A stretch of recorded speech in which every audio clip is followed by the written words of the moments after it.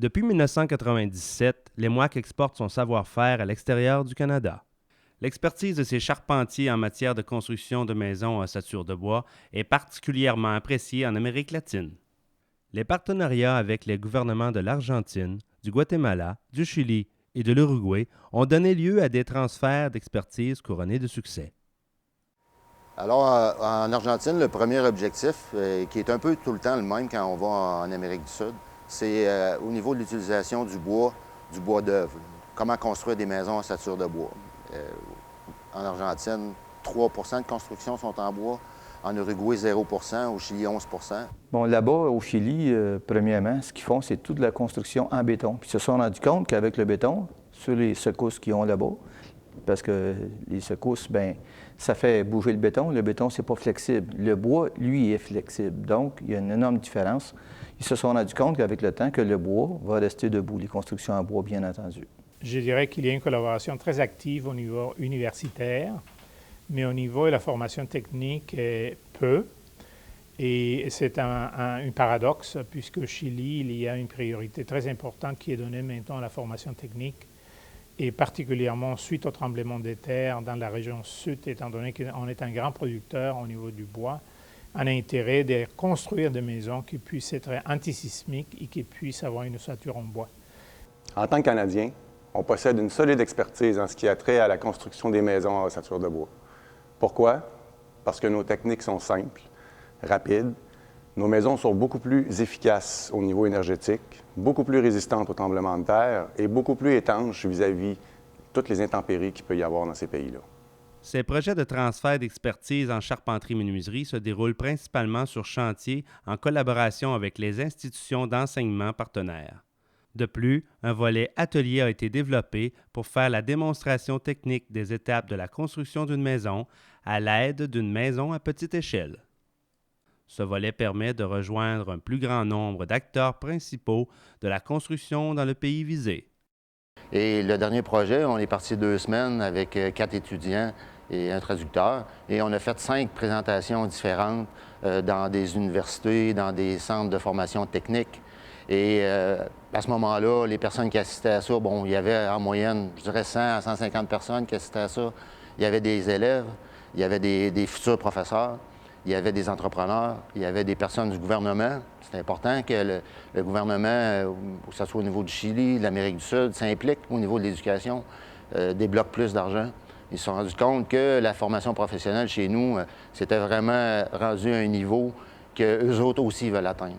Donc, ce qui a donné une place particulière à la présence de l'EMWAC, puisqu'il est parti comme un geste solidaire, et qu'il l'est, mais à la fois, maintenant, c'est vraiment un transfert de technologies et dont ils ont profité beaucoup d'entités chiliennes, et des individus, des professionnels, des collèges techniques et même des universités. Donc, ça a dépassé les objectifs du premier moment, qui était de collaborer à un sinistre qui était de proportion assez énorme. Au niveau du transfert des connaissances dans notre projet que moi j'ai fait au Chili, je dirais que le transfert s'est fait surtout au niveau des employeurs.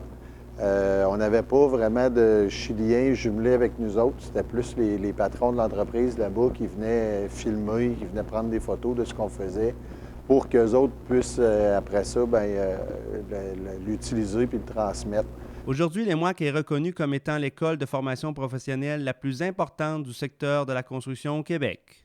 L'EMWAC est fier d'offrir à ses élèves et à ses enseignants, mais également à ses partenaires étrangers, l'opportunité de travailler autrement avec de nouvelles ressources et de relever les défis du métier ensemble dans un contexte international. On peut adapter notre technique à différentes essences de bois. On a travaillé avec de l'eucalyptus. Il y a 40 sortes d'eucalyptus. Nous, on a travaillé avec l'eucalyptus grandis. On a travaillé aussi au Chili avec du pin. Le pin ici, on connaît ça. Par contre, là-bas, c'est différent quand même parce que c'est un pin qui pousse extrêmement vite. Donc, au niveau de la densité du bois, de la qualité du bois, on va rencontrer des choses différentes. Et ce qui est agréable dans notre domaine, c'est la facilité d'adaptation à notre méthode. Une construction en maison en ossature de bois, peu importe le bois, on va être capable d'adapter notre méthode. Ah, c'est évident qu'il y a une grosse adaptation à faire quand on va dans un autre pays comme ça. L'outillage n'est pas le même. La manière de penser, de procéder n'est pas exactement la même. On doit s'adapter avec l'environnement. On doit travailler avec la température, avec les gens de la place, avec les architectes, avec les ingénieurs, avec leurs différentes méthodes de travail, avec leurs idées aussi. Bien, eux utilisent beaucoup la pierre dans leur construction par rapport à nos maisons ici qui sont principalement en bois. C'est pour une raison. Eux considèrent la maison comme de quoi où est-ce qu'il faut se retrouver en sécurité. Puis, ils croyaient un peu aux constructions de bois dans ce sens-là. Puis, c'était notre but un peu de leur changer là, cette vision-là. Le transfert d'expertise en charpenterie-menuiserie s'effectue par groupe d'élèves, accompagnés de leurs enseignants. La participation des jeunes charpentiers-menuisiers à ces projets internationaux ajoute une dimension terrain à leur formation déjà très pointue. Il faut que la personne qui est sélectionnée ait une ouverture d'esprit parce que rendu là-bas, souvent, c'est tout le temps de l'imprévu. Pas de l'improvisation, mais tout comme il faut que tu deals avec ce qui arrive sur les lieux.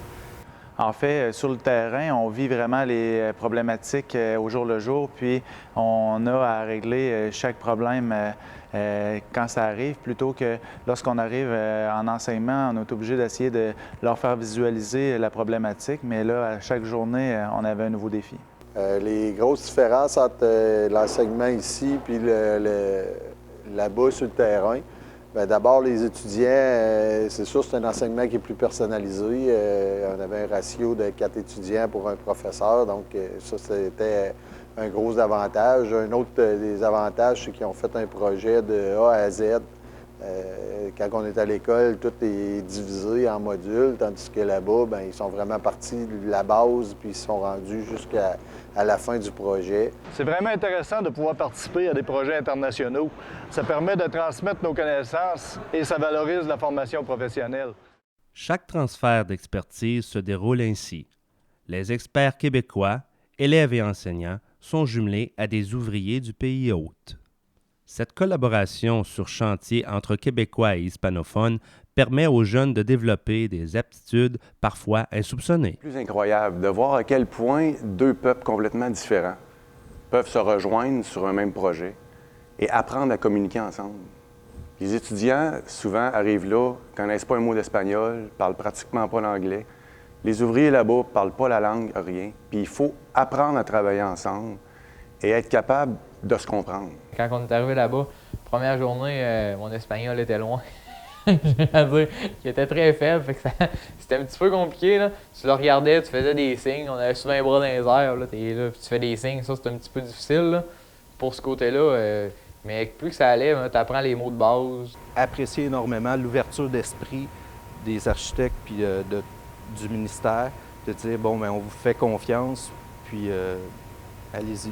Puis on a livré à la date promise. Mais quand tu as 10 gars qui veulent vraiment la même chose, puis que tu as 2 professeurs pour te coacher de façon incroyable, puis qui, oui, ils sont là pour te montrer, puis qu'en même temps, ils nous poussent un peu, puis là, ça, puis c'était incroyable. Là. Le chantier s'est mis à dérouler. Et tout le monde y croyait, puis tout le monde s'encourageait, puis quand tu n'as pas de personne de négatif ou quoi que ce soit, tu y crois jusqu'au bout, puis à la fin, on le voyait qu'on allait le faire. Ce que les élèves, je pense, en retirent de ça, c'est une très, très grande expérience, que ce soit au niveau du travail ou que ce soit tout simplement au niveau de la vie. C'est une expérience de travail et une expérience de vie qui est vraiment unique. Et c'est pas facile de trouver des expériences de cette nature-là.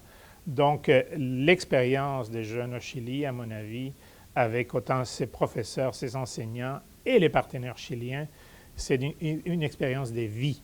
Et ça est une projection vers leur avenir on ne peut pas l'identifier aujourd'hui, mais je suis certain qu'il va être extrêmement positif. Après plusieurs semaines de travail, le moment solennel arrive. C'est la cérémonie de remise des clés.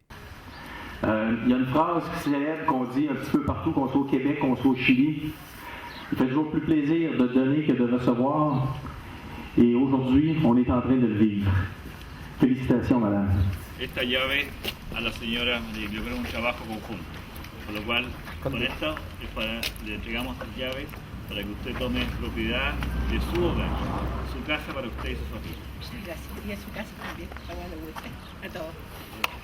Por lo cual le pido que à la fin du projet, quand on a remis les clés, la fébrilité de tout le monde sur le projet, ça, c'est un beau moment qui reste ancré dans ma mémoire. Puis j'ai travaillé beaucoup, puis l'équipe a travaillé énormément pour livrer le chantier, puis de voir le résultat final, ça, c'est ma paye, entre guillemets.